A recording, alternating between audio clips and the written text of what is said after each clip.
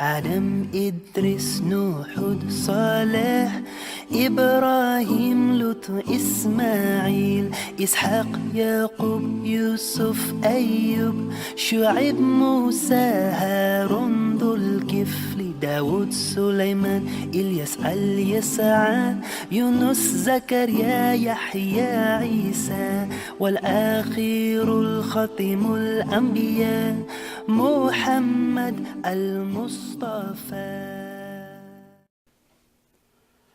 أعوذ بالله من الشيطان الرجيم. بسم الله الرحمن الرحيم، والصلاة والسلام على إمام المتقين وقائد المجاهدين محمد بن عبد الله صلى الله عليه وسلم وعلى آله وصحبه ومن اهتدى بهديه إلى يوم الدين. رب اشرح لي صدري ويسر لي أمري واحلل عقدة من لساني يفقهوا قولي. Dear brothers and sisters, Assalamu alaikum wa rahmatullahi wa barakatuh. Today in Khawater AlNoor, inshallah, we are completing the story of the people of Thamud and their prophet Salih. So this is Prophet Salih part 2. In the last episode, on the last halaqah, we concluded the story of Salih by saying, when those people said to him, إِنَّ وَجَدْنَا آبَاءَنَا عَلَىٰ أُمَّةٍ وَإِنَّا عَلَىٰ أَثَرِهِمْ لَمُقْتَدُونَ. We found our forefather following a certain religion, and surely, indeed, absolutely, we are going to follow their footsteps. Basically, we're going to follow their footsteps no matter what. It's like basically telling them, none of your business. We're going to follow them blindly. So, what basically they are telling him, trying to explain that what happened to Salih, they were expecting him to be the leader. And all of a sudden now, he's presenting them with this message. So, they start to think, what's the explanation for that? So they came up with one explanation. They said, قالوا إنما أنت من المسحرين. You are nothing but you are among those bewitched. Like something happened to you. وما أنت إلا بشر مثلنا فأتنا بآية إن كنت من الصادقين. This is a verse in the Qur'an. ما أنت إلا بشر مثلنا فأتنا بآية إن كنت من الصادقين. You are nothing but a human being like us. Then bring us a sign if you are one of the truthful. If you are one among those who tell the truth. If you are among the truth tellers, bring us a sign, show us a sign. So Salih said to them, what kind of sign do you want? What kind of sign? He's asking them. Allah subhanahu wa ta'ala revealed to them, inspire him to ask them this question. What kind of sign do you want? So they said, they look around them, there's nothing there. Remember Ashab al-Hijr, we said al-Hijr is a rocky tract there. So they look around them, nothing there except rocks. It's a chain of rocky mountains. So they saw that little or huge rock. He said, look at this rock. We want you to tell your Lord to produce out of this rock a camel. We want to have a camel from this rock. So they are telling him something that is impossible according to their thinking and according to human standards. That's not going to happen. We want you to do that. So the people of Salih were unique in that sense.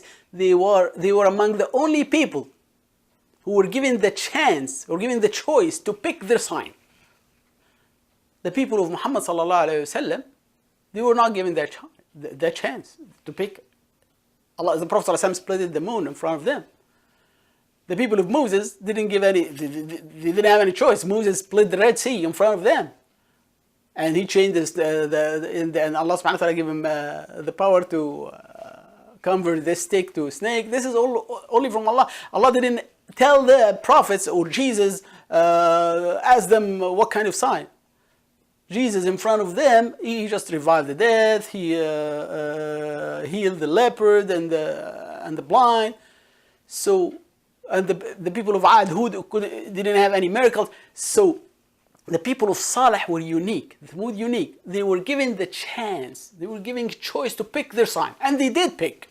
They said, we want you to produce out of this rock a she-camel. So, Prophet Salih made dua to Allah subhanahu wa ta'ala, and Allah accepted his dua. And all of a sudden, they saw a big, huge she-camel coming out of this rock. It's a miracle. It's amazing. They saw with their own eyes a she-camel coming out of the rock. For us, for human being, it's a miracle. But for Allah subhanahu wa ta'ala, think about it, brother and sister, for God. What is the difference between creating us from a mud or creating this camel from a rock? They are all dead cells. It's for Allah be and it becomes. Kun fayakun. For Allah it's nothing. But for us it's a miracle. So they saw it with their own eye. So the she camel is there. Prophet Salih said, هذه ناقة لها شرب ولكم شرب يوم معلوم.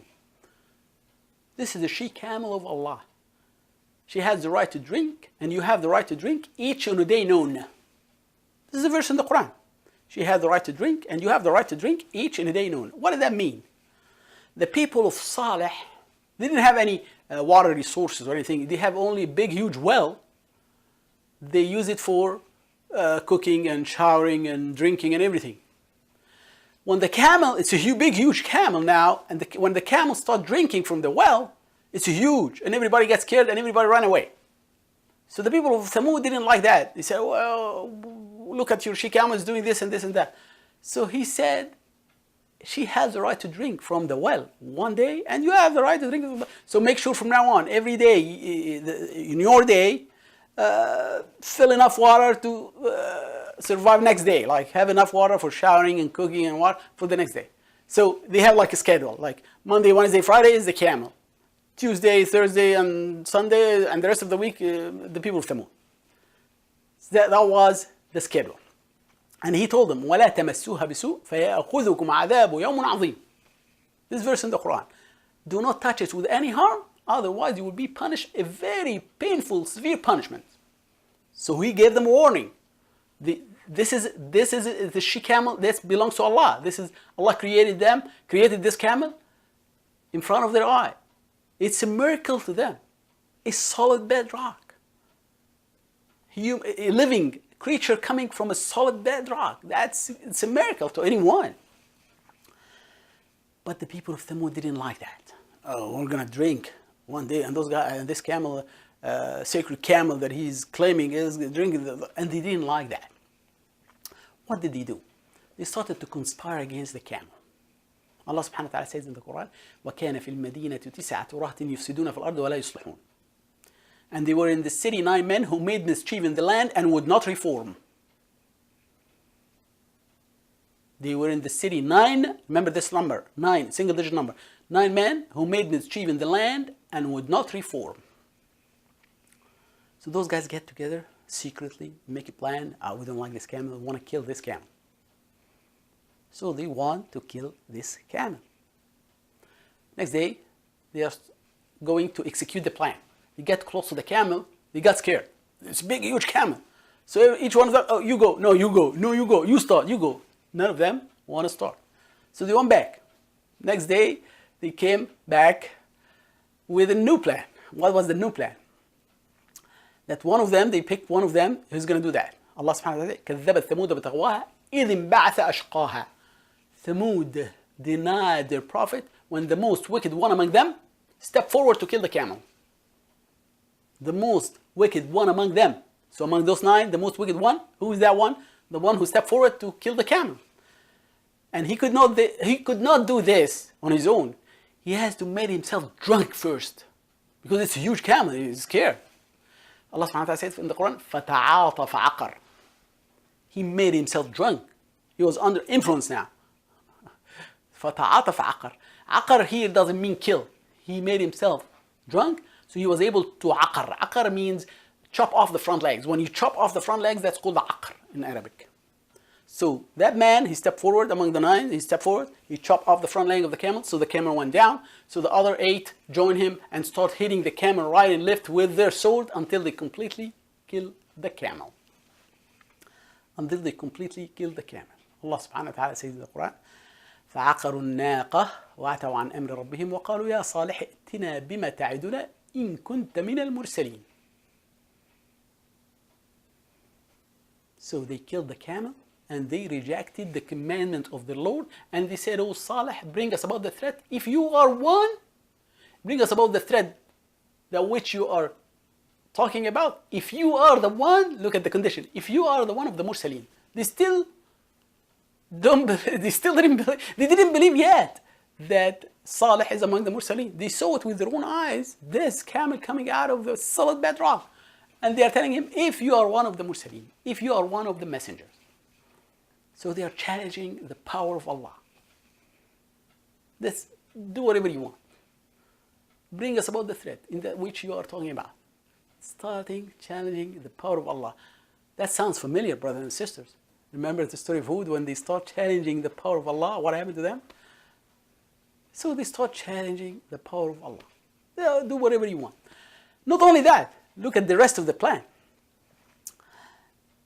قالوا تقاسموا بالله لنبيتنه وأهله ثم لنقولن لوليه ما شهدنا مهلك أهله وإننا صادقون. Look at the rest of the plan. Allah subhanahu wa ta'ala has revealed it in the Qur'an. They said, swear to one another. We shall make a secret night attack on him and his household. Then afterward we shall surely say to his near relative, we witness not the destruction of him and his household. And verily we are telling the truth. Let me repeat the verse again. وَقَالُوا تَقَاسَمُوا بِاللَّهِ لَنُبَيِّتَنَّهُ أَهْلِ. They say, swear to one another. We shall make a secret night attack on him and his household. ثُمَّ لِنَقُولَنَّ لِوَلِيِّهِ مَا شَهِدْنَا مَهْلِكَ أَهْلِهِ. Then afterward, we shall say, surely to his near relative, we witness not the destruction of him and his household. And we are telling the truth. Verily we are telling the truth. وَإِنَّا لَصَادِقُونَ. So, who's going to say that they are liars? Why they want to lie to his family? Because, as I mentioned at the beginning, Salih was among the very high status, of high class in his society. So he has a status, his family has power. So they killed the camel and they rejected the commandment of Allah, and they have a plan to kill Salih and the rest of his family. That was the plan of those people. Allah subhanahu wa ta'ala says in the Qur'an that they were planning, sitting together and planning, and they think that this is a secret plan. It is secret, but Allah knows it. So that's what those guys did. So Salih, and Allah revealed to Salih what those guys are planning. So he said, قال رب انصرني بما كذبون. Oh Allah, support and help me because they denied my message. They denied me. They are saying that I am a liar. Allah subhanahu wa ta'ala accepted the dua of Salih. وقال عما قليل ليصبحن نادمين. In a little while, they will surely regret. They will surely be regretful. They will surely be among the regretful ones. عما قليل لسوف يعلمون. And in a little while, another verse, in a little while, they will know. They will know the result and the consequences of what they did. So Allah subhanahu wa ta'ala is calming down Salih. Then he revealed to him what to tell the people of Salih. He said to them, تمتعوا في داركم ثلاثة أيام. Enjoy yourself in your houses, in your homes for 3 days. That's what he said to his people. Enjoy yourself in your houses 3 days. ذلك وعد غير مكذوب. This is a promise that will not be belied. This is a promise that will not be false. This is a definite one. He's giving them the deadline. 3 days. So the first day passed, nothing happened. The second day passed, nothing happened. The third day passed, nothing happened. So those guys were so happy. They said, hey, you Salih, you're a big liar. And they started celebrating and dancing. Oh, look at this big, huge liar. He said that 3 days and 3 days are over already and nothing happened to us. SubhanAllah. In the exact deadline, Allah subhanahu wa ta'ala says, this is one of the parts that I don't like to talk about, but we have to take the lesson, which is the punishment of the people. وأخذ الذين ظلموا الصيحة فأصبحوا في ديارهم جاثمين كأن لم يغنوا فيها ألا إن ثمود كفروا ربهم بعدا لثمود. The awful cry overtook the wrongdoers in the morning, in the same exact deadline. The awful cry overtook the wrongdoers in the morning. So they lay dead prostrated on their faces at their homes as if they have never lived. كأن لم يغنوا فيها, as if they have never lived. So Thamud denied the Lord, so away with Thamud. That's what Allah says in the Qur'an. Away, denied their Lord, so away with Thamud. What is the awful cry, brothers and sisters? What is the sayha? Let me explain to you things here. Like I explained to you the tornado and the details of a tornado in the story of Hud. I'm going to explain what is a sayha. Brothers and sisters, a sayha is a big, huge sound wave, according to the technology and the science that we know now. And they use it now, by the way, they call it the sound bomb, القنبلة الصوتية. A sayha is a big, huge sound wave that travels through any media. You know, let me give you an example. If you're sitting at your home and there is thunderstorm and lightning outside, what do you see? You see the lightning first, and then after a little while you hear the thunder. So the light, you see the light first because the light wave is faster. It's traveling faster than the sound wave. But imagine that you are sitting in a place that has no windows, nothing transparent, just all walls. Are you going to see the lightning? No. But you're still going to hear what? The thunder. Why? Because the thunder or the sound wave travels through any media. So those guys, they carve out of mountain houses feeling secure. Remember when we talked in the part 1? They carve out of mountains houses feeling secure. In the middle of the mountain, they did all these caves and they're sitting in the middle of the mountain. They are safe from flood. They're a little bit elevated high from the ground, and they're safe from the tornado. And they know what happened to the people of Noah, and they know what happened to the people preceded them of Ad, and they are trying to protect themselves. And they thought they are safe and secure from the anger of Allah. Allah subhanahu wa ta'ala sent upon them a sayha, which is a very huge, strong sound wave that shake them from inside, so their hearts fell down dead. You can't protect yourself from the anger of Allah. It's not the houses, it's not where you build the house, it's not in the middle of it doesn't matter. Allah, when He want to punish people, He will punish the people. That was a sayha. Then Allah subhanahu wa ta'ala, listen what Allah subhanahu wa ta'ala says. وَمَكَرُوا مَكْرًا وَمَكَرْنَا مَكْرًا وَهُمْ لَا يَشْعُرُونَ. They plotted a plot, and we plan a plan while they perceive not. Allah subhanahu wa ta'ala is talking about those 9 guys who get together secretly and they plotted a plot, but Allah subhanahu wa ta'ala knew about their plot. They thought that it's secret, but Allah knew it. And Allah said, and I plan it plans, but it's secret. وَهُمْ لَا يَشْعُرُونَ. And while they perceive not, they didn't. So Allah knows their plan, and they didn't know the plan of Allah. They were planning to kill Salih and his family, and they thought that nobody knows that, but Allah knows it. And Allah has planned to destroy these people, and they didn't know the plan of Allah. فانظر كيف كان عاقبة مكرهم. Allah subhanahu wa ta'ala says, then see the result and the end and the consequences of their plot.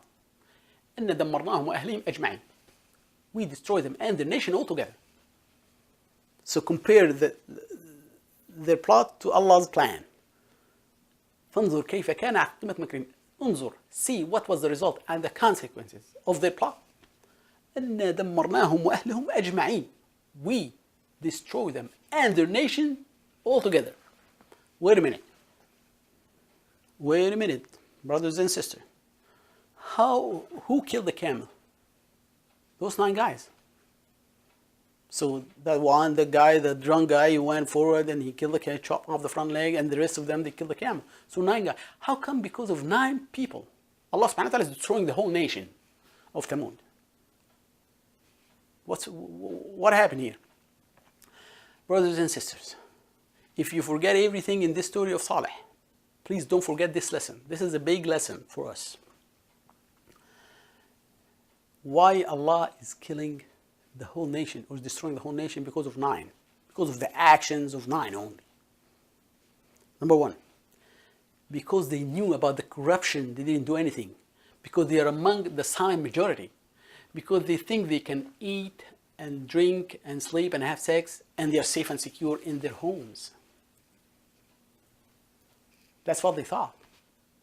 That's the mentality of the silent majority who says none of my business. Who cares? They are not safe from the anger of Allah. Brothers and sisters, look around you. Take any nation in the whole earth as an example.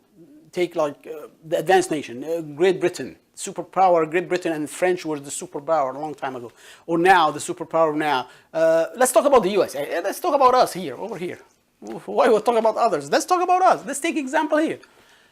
Who are the decision makers here in the US? Who are the decision makers who make decisions here? President, number one. Few influential people in the Congress, few influential people in the Senate, few of the CEOs of big corporations in America, a few of the head of the big banks in America, a few of the Jewish strong lobbyists people in America, a few of the professors and big think tanks and professors in major universities and colleges in the US. How many? All, if you add all of this together, how many? 200, 300, 400, 500 people? How about the rest of Americans? How about the rest of Americans, include us, include Muslims?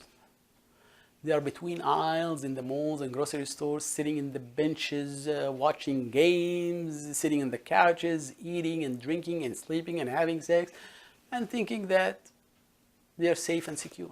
That's what the majority, that's what the masses of the people are. They are not the decision makers. The decision makers are only 500. Brothers and sisters, the day of the vote, all Americans go to vote for voting. Muslims don't do that. So even Muslims are worse than others. They don't even vote. Oh, who cares? Oh, my vote is not going to make any difference. This is like, we call them the who cares mentality, who living in the West. We're living in the West with the mentality that, oh, who cares? Brothers and sisters, when the punishment comes, it takes everyone, include those who did not plan any corruption, but knew about the corruption. They didn't even try. They didn't even vote. They didn't even try to vote for what they just, who cares? And this is what happened to the people of Thamud. Brothers and sisters, Allah subhanahu wa ta'ala says in the Qur'an, in Surah Al-A'raf, about the people of Sabt, about the people of Saturday. قالوا لم تعزون قوما الله مهلكهم ومعذبهم عذابا شديدا قالوا معذرة إلى ربكم ولعلهم يتقون. Listen to this verse. Allah subhanahu wa ta'ala is saying, why do you preach to a people whom Allah is about to destroy or to punish a severe punishment? They said, the preachers said, in order to be free from guilt before your Lord, and perhaps they might be guided. So this is the story of the group who came to the people of Sabt, who used to fish on Saturday, telling them, haram, don't do that, this is illegal to fish on Saturday, without going to the story. So those group came to them, why you are preaching to those people? Don't preach to them, Allah's going to destroy them. Those guys are fishing on Saturday, just leave them alone. So what was the reply? Number one, in order to be free from guilt before your Lord. That's the main reason. In order to, why we are voting? In order to be free from guilt before your Lord. The result of the voting, I don't care. And perhaps they might be guided. If they are guided or not, it doesn't matter. That's the business of Allah. That's not our business. Our business is to do the action. To vote, at least.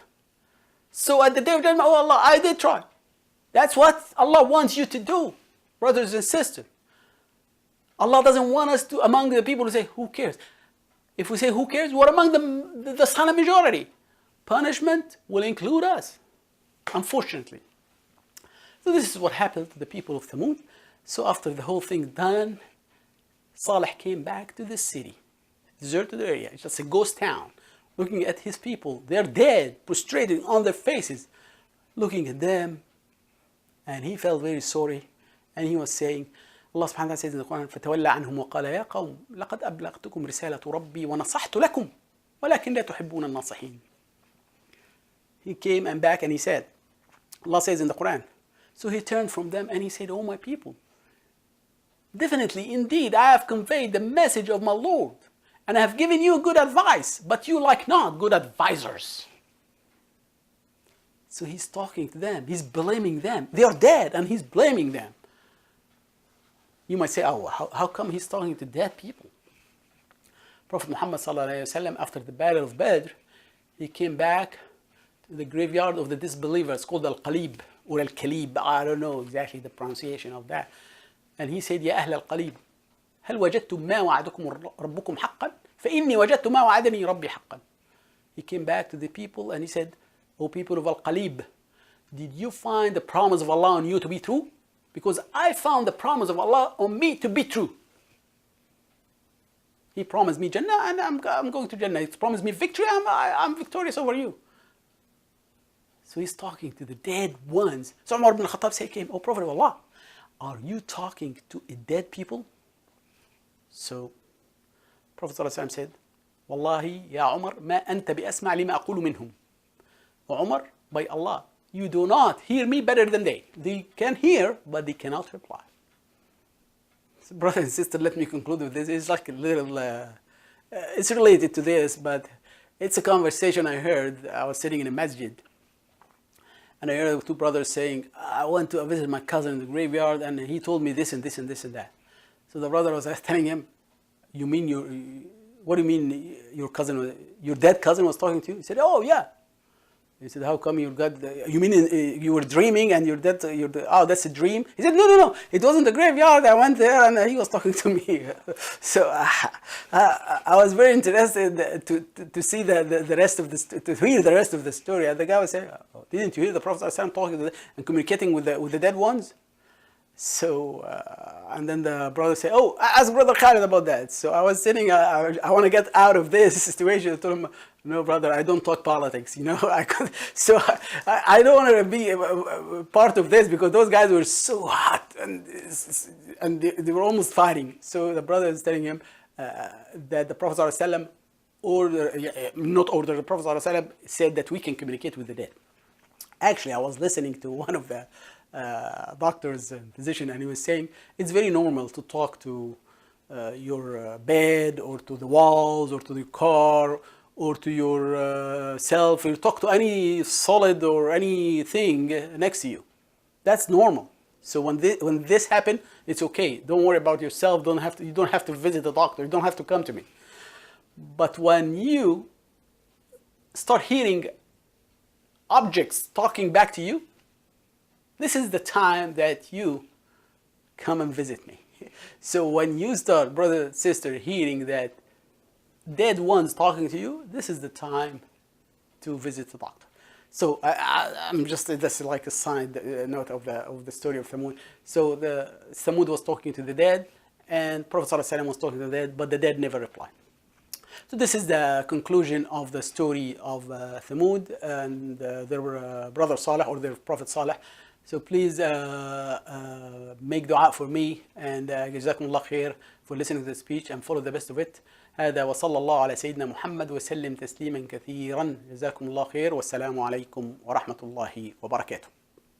آدم إدريس نوح صالح إبراهيم لوط إسماعيل إسحاق يعقوب يوسف أيوب شعيب موسى هارون ذو الكفل داود سليمان إلياس اليسع يونس زكريا يحيى عيسى والآخر الخاتم الأنبياء محمد المصطفى.